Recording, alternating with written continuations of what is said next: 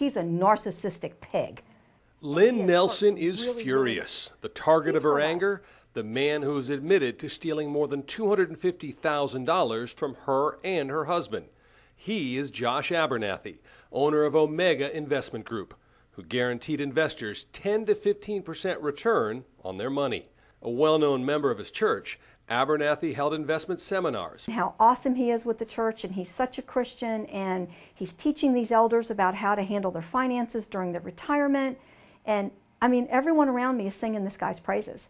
Lynn and Drew thought they had done their homework by checking Abernathy's credentials, which appeared legitimate. I had told him my previous situations with other investment brokers, my dissatisfaction with them, about how I felt more like a number, as the companies got bigger and things like that. And Josh seemed very personable. Told me everything I wanted to hear. I get the quarterly statements in. I'm making, 12–16%, and I'm thinking, wow, this is pretty cool. And he's actually showing us statements. Okay, so then I gave him $90,000.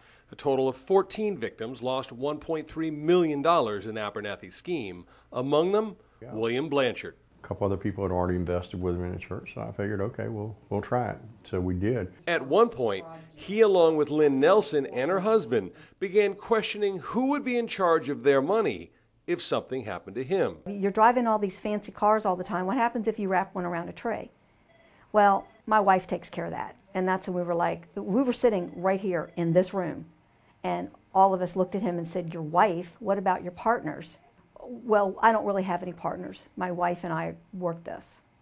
Red flags started popping up, and in Blanchard's case, someone recommended he try withdrawing some of his money. I don't want to think it either, I really don't, because he and his wife, we just love him to death, and I just didn't want anything like that to even be possible, but you had to look at that possibility. After Abernathy blew off meetings with these clients, they went to his home, where Abernathy said he had turned himself into the FBI. What about the money? Well, it's gone. Josh, what do you mean? Gone. It's just gone, is what he said over and over again. When the money ran out, when he had absolutely no money left, he then walked to the FBI and turned himself in and admitted to running what he labeled as a $1 million Ponzi scheme.